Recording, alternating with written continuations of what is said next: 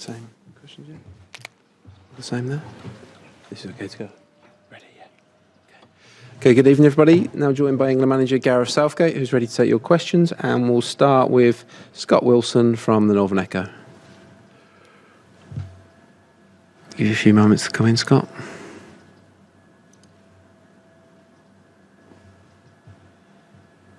Here we are. There you go, Scott. Hi, Gareth. Hi, Scott. Hi, Gareth. What a night. I mean, how would you, first of all, just kind of, reflect on it and put into perspective what that means for the country, but also for you and that group of players in that dressing room? Well, I think, the players were immense, I have to say. Right the way through the team, they were immense. And they have given the fans in the stadium, who were also incredible. I mean, I've been here with a full house and not heard it anywhere near the levels that the crowd found today. But they were behind every challenge. They were behind every time we pressed the ball. They were behind every run we had. And the energy was incredible in the stadium. So to be able to send them home feeling as they do tonight, to hear them at the end, I mean, you can't beat a bit of Sweet Caroline, can you? That's a belter, really. And to know that so many millions of people, after such a difficult year at home, can have that enjoyment that I know we'd have given them today is very special. Thanks, Scott. We go next to John Cross, the Mirror. Hello, Gareth. Many congratulations. The team was so controlled and so measured and so impressive today. I mean, it was obviously a fantastic moment, but does it allow you to dream a bit, because of what's possible? Because it still feels as if this team, maybe there's still more to come in this tournament from this team. Well, it didn't really need me to say it, but when we got in the dressing room, we were talking about Saturday already, because today's been an immense performance, but at a cost, emotionally and physically at a cost, and we've got to make sure that we recover well and that mentally we're in the right space. It's a dangerous moment for us. We'll have that warmth of success and the feeling around the country that we've only got to turn up to win the thing, and we know it's going to be an immense challenge from here on. So I think the players know that they've been to the latter stages before. They know how difficult that's been. So their feet are on the ground. They should feel confident from the way they've played and the manner of the performance. But of course, we came here with an intention, and we've not achieved that yet. Thanks, John. Sammy Mockbell, Daily Mail. Hi, Gareth. Hi, Sammy. Certain results and performances can reverberate and send messages. Is that one? And do you think your team, after that performance, can grow into the stature of being one of the tournament favourites? Well, I think the performance was really important. The level of the performance. We're playing a team with 4 World Cup winners, a manager that's had an incredible career, and I didn't have the chance to congratulate him earlier because I know tonight will be a difficult night, but he's had an incredible career with Germany, and I have huge respect for what he's done.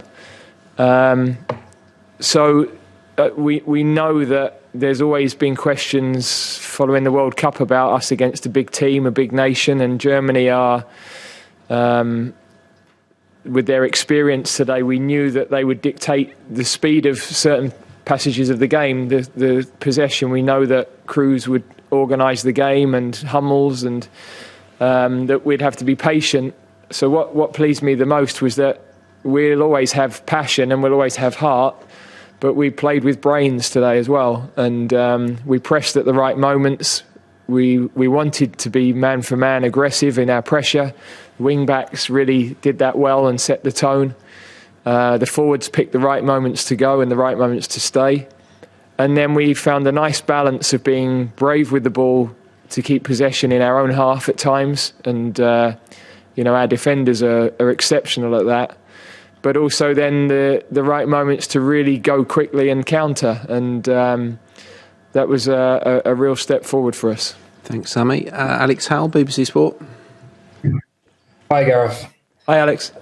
I've heard you speak about the feeling you've been able to give your teammates from you when you played, and also the feeling you've given the fans. But how do you feel after a performance and win like that? I'm just thinking about Saturday, really. It was lovely to be on the side. To see the second goal in was a really special moment. But, we've not achieved what we want to achieve yet. So we can look back on a day like today in the future. But I want to get Saturday right and get my focus on that game, really. Thanks, Alex. Next, Arolas Oldsada, VG Norway. Hi, Gareth. At the final whistle, you resembled more a man that had just led like a friendly game and a friendly 2-0 win than a win over Germany. You looked so calm, and you said this is a dangerous moment for you. Is that because of that? Because you try to keep your calm in order to show everyone else that you need to keep your head calm? No, I think I know what we've set out to achieve, and today, of course, is a big result. England have never managed to beat Germany in a knockout game since the final here, and I think we haven't put together in a tournament a semi-final followed by a quarter-final since 1966 either. So, these players keep writing history, and they've got the chance again. We've only ever been to one European Championship semi-final, so again they've got the chance to do something really special, and we've got to make sure we give ourselves the very best chance of doing that. Thanks, Arolas. Simon Peach, Press Association. Hi, Gareth. Congratulations. Thanks, Simon. Sorry. Can you hear me? We're getting a bit of kickback from you, so we'll jump next to Frida Fagerland from Sweden. Hi, Gareth. Obviously, we don't know the outcome yet in the Sweden versus Ukraine game, but what are your impressions of these teams so far? You played Sweden in the World Cup and made it through rather comfortably back then.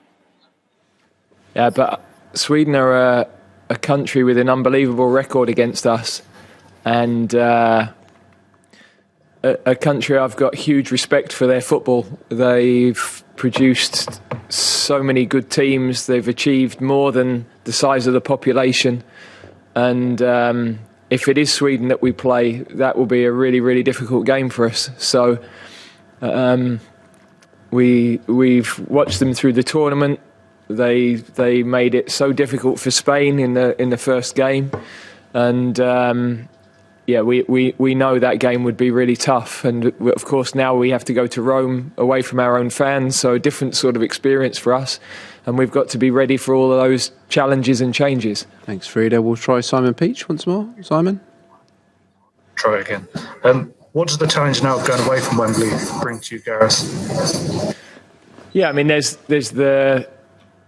the preparation time is, of course, really short, so much less time on the training pitch. I mean, we were able to work unusually in depth, as much depth this week as we were, because we don't normally get that time with the players. And that's going to be a quicker turnaround. It's going to be about recovery. It's going to be about making sure psychologically we're back in the right place. This is where the squad have been so good to be understanding of the changes.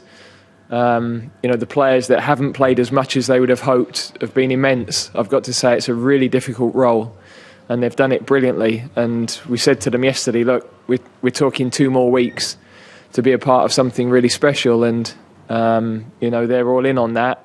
But it doesn't make it any easier. You go training in the morning, and that's a hard session for that group that haven't played. I've done it, so I know how that feels. But without their mentality and without the way they've been and their contribution when they've come into the games as subs, then we wouldn't be in a quarter-final now. Thanks, Simon. Dan King, The Sun. Hi, Gareth. Just talking about contributions. Obviously, you've had all the clamour about having, do we play Jack Grealish, do we not? But today it seemed a real vindication of the way you've approached, this game and indeed the tournament, that he came on, and in the time he was there, you almost got as much out of him as you could possibly want. A key role in both goals. Can you just assess his contribution and how important he is, even if he's only playing for 15, 20 minutes? Yeah, I think with Jack, as with a few others, we've just got to make sure that we maximise what's possible. And with him and Hendo, who came into the game, they both missed 14 weeks of the season. These games are unbelievably intense, with and without the ball. You've got to really go. And beyond the intensity that he had at the end of the season with his club, we've got all that data. We know the level of the game, but we also know that he's a really special talent and he can have a big impact as he did. So it's a conversation I actually had with him yesterday, and it's very hard. With forward players, we've got so many good attacking options, and it's hard to give them all the love they need. As a forward, you need to feel that love, and their acceptance and understanding of needing to be patient, needing to wait for their moments right across the board, with Marcus, with Jayden, with Dominic, with Jack. They've really understood. They've sacrificed themselves for the group, and it's only by doing that throughout that you get you get to the stages we are. Last night there were 6 changes in both the teams that won, I think. So over half the team, everybody's got to be ready, and that's going to be more and more important as we get to the latter stages of the tournament. Thanks, Dan. We've got time for 2 more. Rob Harris, AP. Hi, Gareth. Congratulations. Thanks, Rob. I heard you mention that you caught David Seaman's eye on the big screen. When exactly was that? And I'm sure you wanted to avoid talking about it pre-match, but how much really were your thoughts on trying to give new memories, particularly to the 96 squad of facing Germany? And generally, do you feel like, particularly with the shootout from 2018, that about you're banishing jinxes of the past that might have faced the England sides?